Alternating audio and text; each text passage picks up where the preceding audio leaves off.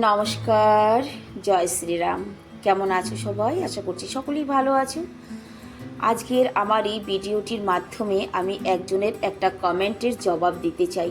একজন আমার ভিডিও দেখে কমেন্ট করেছে, পচা কলা খাওয়াচ্ছ তো? না ভাই, পচা কলা খাওয়াচ্ছি না।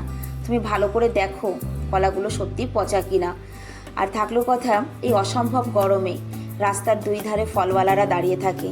এই গরমে তো মানুষই শুকিয়ে যায়। আর তো শাক সবজি ফল ফলাদি আলাদাই কথা।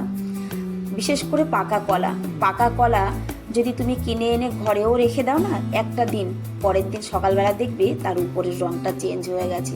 সেই কলাটা কিন্তু ফেলে দাও না, বাচ্চাদেরকে বুঝিয়ে খাইয়ে দাও যে দেখ বাবু, এটা কিন্তু নষ্ট হয়নি, উপরের রঙটা খারাপ হয়েছে। যে কাজটা আমিও করি, আমার ছেলেরাও বলে মা পচে গেছে, তো আমি যখন ছাল ফেলে দিই যে না দেখো পচেনি, শুধু উপরটা শুকিয়ে গেছে, তখন কিন্তু বাচ্চারাও খেয়ে নেয়।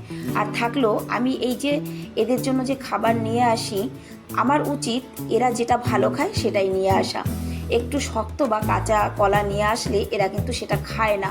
আমি আমার ভিডিওতে দেখো ওই রকম ভিডিও আছে যে একটু শক্ত কলা নিয়ে এসেছি, এরা ছাল ফেলে মুখে নিয়ে ফেলে দিয়েছে, খায়নি। অতএব এরা যেটা ভালো খাবে আমি তো সেটাই নিয়ে আসবো। আর থাকলো কথা, আমি আমার সামর্থ্য অনুযায়ী যতটুকু পারি, যেমন পারি সেতটুকু নিয়ে আসি এদের জন্য।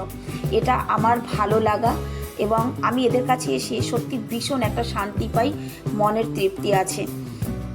সেই কারণেই কিন্তু আমি বারবারই অবলা জীবদের কাছে ফিরে আসি আমার সামর্থ্য অনুযায়ী জিনিস নিয়ে।